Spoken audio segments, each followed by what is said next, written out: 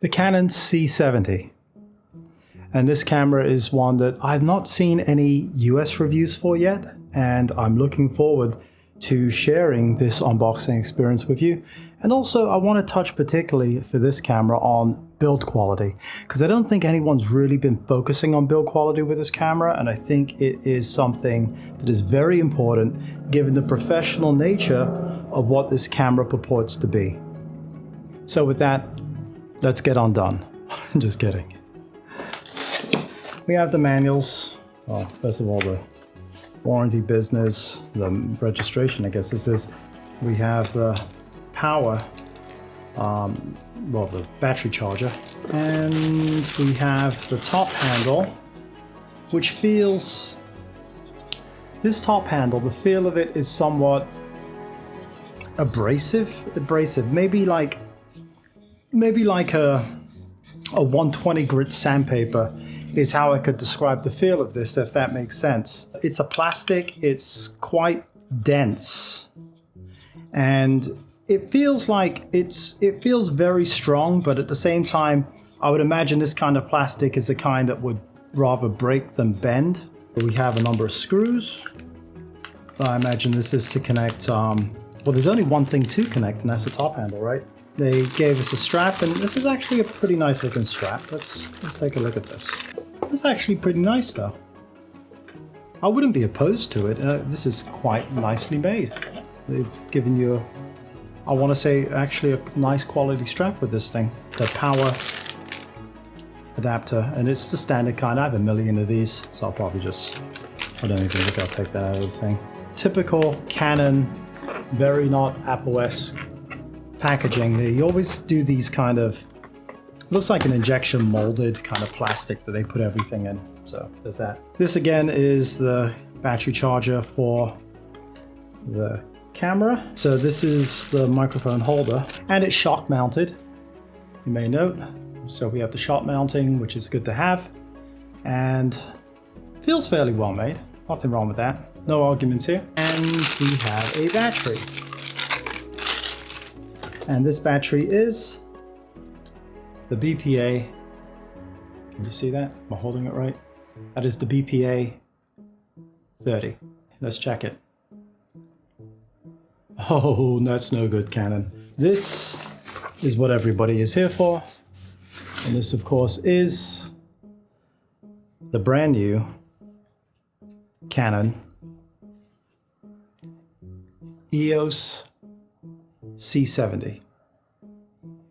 We got a little dirt on it here. And as I feel it, build quality wise, what to make of this? It's nice that they gave us a strap. I like that. It is very light. This bottom plate appears to be metal. This, I don't know. I don't know what to make of these materials. This could be magnesium. It feels like magnesium. This back here is all plastic. This here again feels to be, it's cold to the touch kind of, but I want to say this is maybe all plastics. And then we have the flip out screen and the audio controls. So all in all, and before I forget, so the main selling point to this camera, why would you want this? I think the reason you would choose this over some of the competition would primarily be because this camera is stealthy. It looks to be just a regular stills camera, but in actual fact this is a full-fledged video camera. So, or some would like to call it a cinema camera. So it is stealthy. You can no doubt take this into places where you'd be asked to leave with a more traditional looking video camera. So like this, you really get a good purchase on the camera. I mean, wow, this might be the only strap you need, honestly. I mean, for my hands, I really get a secure purchase just holding it like this. And I like that they gave you this. This is a nice touch. This is definitely a very nice touch, and I like seeing that. So you do get a very comfortable strap with the camera. The nice thing about this camera is it takes standard SD cards. Well, not standard, but of course they have to be the high speed. Let me see if I know how to do this. Is it just a... Oh, it's just a flip out, isn't it? Incredibly easy. And this door appears to be spring-loaded. So you flip it, and it just finds its rest of the way there. It's quite nice. And it's nothing flimsy about that. That feels quite secure. It is plastic again, but quite secure. But it's these standard SD cards that really make this quite easy to get along with. So you're not having to go out and buy any of this new exotic media. Standard SD cards, pop them in, ready to go shoot. I heard people talk about this button, saying it felt not right. It feels fine to me. It's mushy, but it's not mushy in a bad way. It feels good. No complaints there. The switch here to turn it on and off and to lock is readily accessible to your thumb, which is nice. We have all these buttons. They feel tactile enough for my liking. All of the dials feel quite good. I don't have a problem with this. This feels a little light for my liking. This joystick, I have no idea what I'm going to be doing with that. Is that for focus? Is that just for navigating the menu? It's interesting though. And then we have the DC in, stealthily hidden here, and that should DC in, power in. So all in all, quite a nice package for shooting. And I think that you can get some very nice footage with this. And of course, before I forget, this is the selling point of this camera, what makes it special. The DGO sensor. And of course you don't see it because it's covered by the variable ND. So this camera has two very interesting points to it. One, you have variable ND on here, and two, you have the DGO sensor, which is of course the same sensor taken from the Canon C300 Mark III, which is an awesome camera. Now when this is closed, by the way, when it's closed like this, it is shut very well. If you can see that, it doesn't move.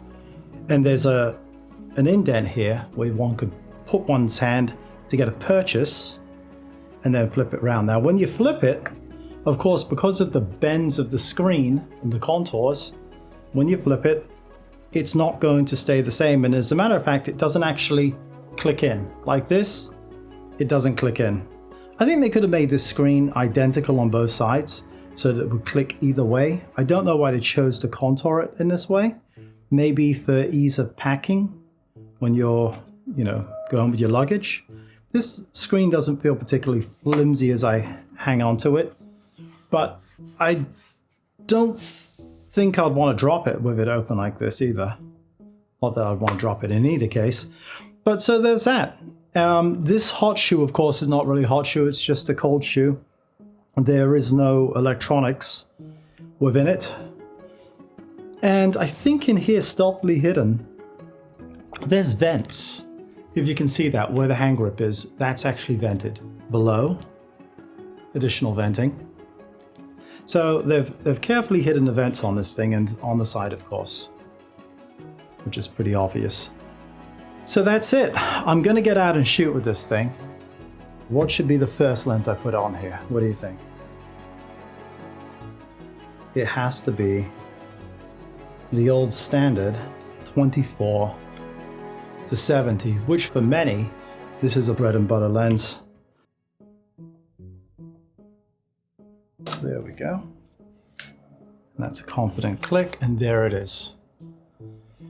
So I'll be getting out there, probably do a lot of shooting with this lens, a lot of shooting with the 105, I'm sure, and a fair amount of shooting with this. I'll try and get some time in with all of them, but I'll report back to you shortly with what I have, and I hope to have very good things to say about this camera. I also have the Sony FF6 on order. I pre-ordered that immediately, and I expect that mid-December. So I'll be testing these out, and I'll let you know which you ought to spend your money on. Until next time.